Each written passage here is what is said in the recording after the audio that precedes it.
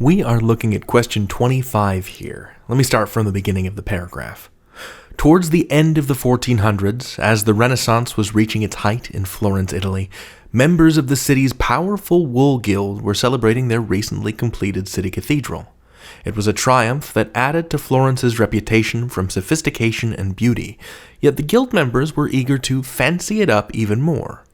Okay, and our options are A, no change, fancy it up even more, B, make it look super rich, C, increase its splendor, and D, give it a wow factor. So from those choices, I can tell this is a question about formal and casual language. Sometimes there's a prompt, like choose the word or phrase that best maintains the style and tone of the passage, and sometimes, as with question 25 here, there's no prompt, and it's just a series of options. You're not looking to correct grammar or punctuation errors here. The key is to match the tone. And the fastest way to do that is to suss out whether or not the passage is formal or casual. Does the author use slang or informal expressions, or is it closer to being professional or technical? And the fun thing about these questions is that since you're making a binary choice between formal or informal, you just have to find the odd one out. If you're looking for a casual or an informal choice, the other three options will all use formal language. This isn't a precision word choice question, right? You're not looking for a fine-grained distinction in connotations. This here is the distinction between, hey dude, and good evening, sir.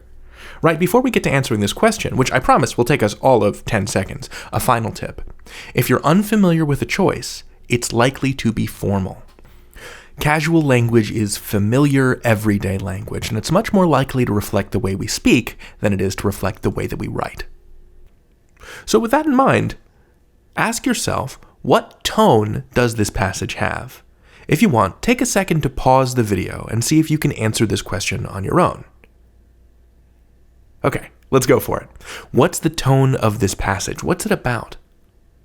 It's about Michelangelo from the title. This opening paragraph is about this new cathedral in Florence in the 15th century during the height of the Renaissance. It uses words like triumph and sophistication. Later in this paragraph, I see the word adorn. These are formal terms. This is formal language. So I'm going to be looking for a formal choice. Now, our choices are no change, which is fancy it up even more, and fancy it up is a slangy, casual, informal expression. So I feel confident that we can cross it off. B, make it look super rich. Super rich, also informal. It reflects casual spoken English. We can cross that off too. Choice C, increase its splendor. That's not informal, that's not casual. This is almost certainly our answer. D, give it a wow factor. Wow factor does not match the tone of sophistication or triumph. I could imagine somebody on a real estate TV show saying this to describe a house, but I could not imagine them saying it to describe a cathedral. This is informal, casual language. I'm going to cross it off, and that means that C is our answer.